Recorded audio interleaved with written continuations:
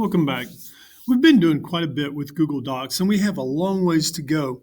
There's so much that is available in Google Docs.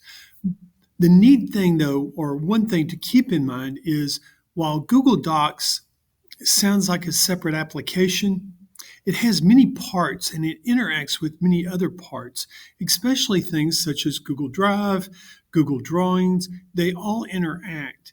And this is one lesson we're going to talk a lot about is how this works with Google Drive. We're going to be looking a lot into the search operators. You have your basic Google search or your basic search here in Google Docs, and then you have an advanced. And I want us to learn a lot about the advanced because that's really going to be critical in your future. Being able to really quickly find that information and make sure that information is relevant to what you're trying to do. And that is key.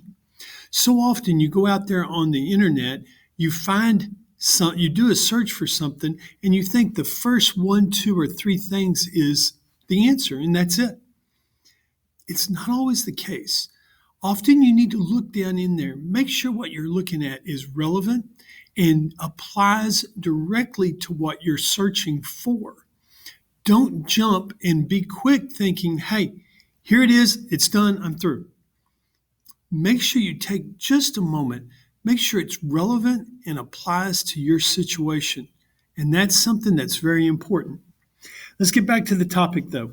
We're going to be looking at how to conduct basic and advanced searches using Google Docs and Google Drive. Now, we've done a little bit of this. I hope that we can go deeper into it with all this. So first, what I want you to do is let's go ahead and open up your Gmail. Again, same with Docs and Drive. There's many different ways, and they're all correct. You may use the waffle over there in the corner. I like to just type in the name of it up there in the address bar. There's other ways to do it. They're all fine. Then, click the Drive link in the menu bar at the top of the page. So again, we've opened this up. Now they're wanting you to open it by going here to the menu bar and then find Google Drive. Yours may be in different locations. That's where I like to keep mine, just so it's easy to find. But like I said, I also don't mind typing it in. Click in the search box at the top of the page and enter Forms. Click the search button. So here, they want me to look for, and I want you to do the same, look for your forms. Now, it helps if you spell it correctly. And then hit search. I use Google Forms every day. I have so many. So you can expect to find a lot of forms in mine. You may not have as many forms, but soon we'll start working with forms where you're creating your own forms. You can quickly see I've got a lot of them here. Okay. The list is displayed of all matching results. In this case, the Forms subfolder is the only result shown in the list unless you have other files. So you can see I've got my 2021 attendance forms. That is a subfolder underneath the title Forms. And you can see I've got a lot in here. I could go in here and create another subfolder inside this one, maybe one for October, November, December. That would make a lot of sense since attendance is based upon date and time.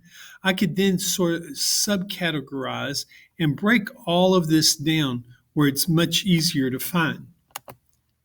So let's go ahead back here to the textbook. All right. Click an X in this quick search text box. Now, you see right here, we've got this clear search. But now we've opened up some things. Right here, we've opened up advanced search. Let's look at this closely. Now, when you open up your advanced search, you have things that in here where you've got some drop-down options that may help you. So if we're looking for a certain type, well, I could narrow it down. I could say I'm only looking for a Google document, a spreadsheet. I'm looking for an audio file. Maybe I did an audio recording and I want to be able to find it. This would be an easy way to find that. Same with videos, drawings. I've had y'all create so many of the menus of different applications. You could easily go in through this way and find those folders and sites. So that's your any. Now, if we look here at owner, I may sit there and say it's owned by me, not owned by anyone, or not owned by me, or owned by a certain person. This again really helps in narrowing down. I like the location, especially if you think you may have thrown it away. Just remember, people, if you put it in the trash, it's only there for 30 days and then it's gone. Date modified. I really like this one. Often I know I've created it, but I just can't remember the name of it. But I know I did it in the past week, or I think I did it in November. I could easily sit here and look at the last 7 days, last 30 days, but you can also customize that search. Now I can say a date between a date. So I could sit there and say, well, I know I did it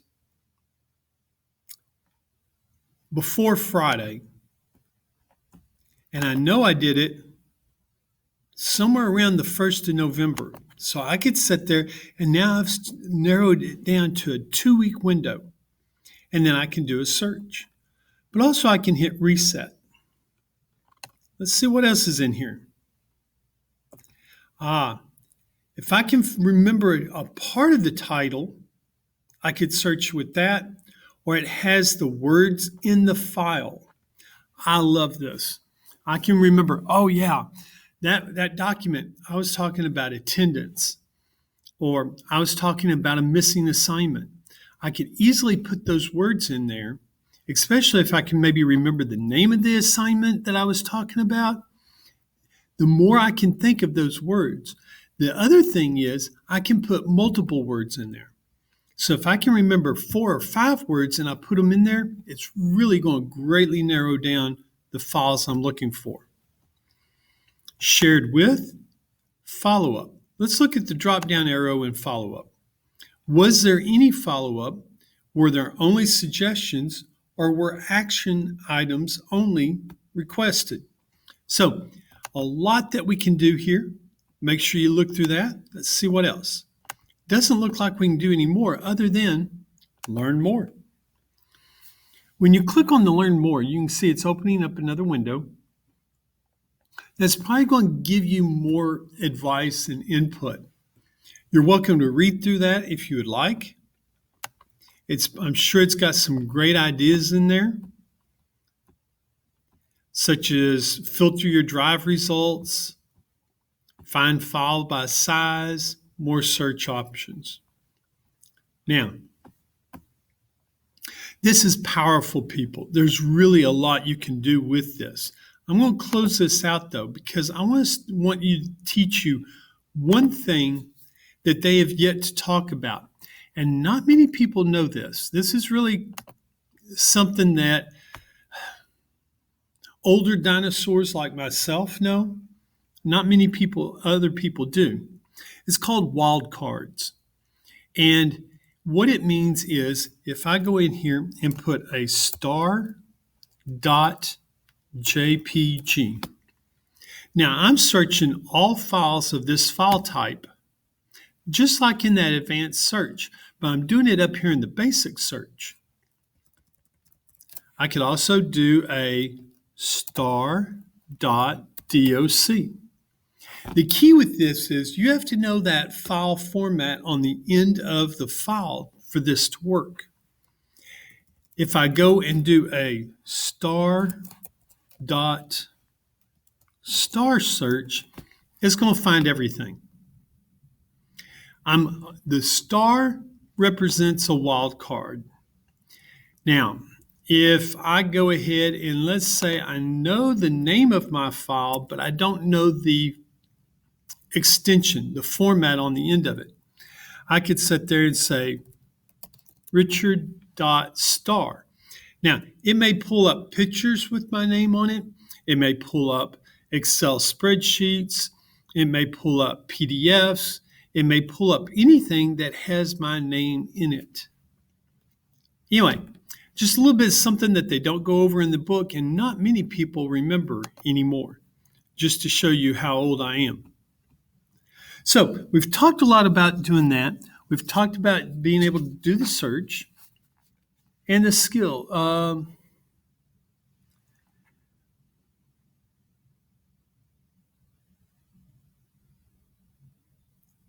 right. For your assignment with this video, excuse me, I got something in my eye. What I want you to do is create a folder, not a subfolder.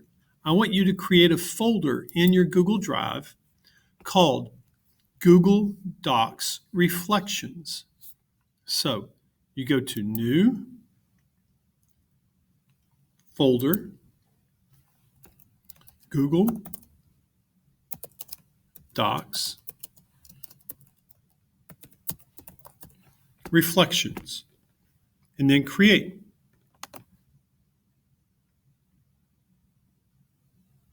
Now, you've got this folder. In this folder, I want you to create a subfolder. So I'm going to go New, Folder, but I want this folder to be called November. Create. All right, now you have a folder and a subfolder. This is critical that you understand how to do this. It greatly helps you in organizing and keeping track of your assignments and your work. So that's enough for this video. Take a breather, stretch your arms, roll your back. I hope you're doing well. We miss you here at school. Those of you here at school, I'm proud to see you here every day. Just again, whether you're at home or at school, when you need to wear your mask, wear it correctly. That means above the nose. I see a lot of you getting lazy and you think you're wearing a mask like this. You're not serving any purpose with that mask whatsoever. None whatsoever. When you're going around with other people, when you're walking the halls, when you're in the classroom, when you're through the grocery store, wear the mask correctly. Respect yourself, respect your family, respect other people, and they will respect you.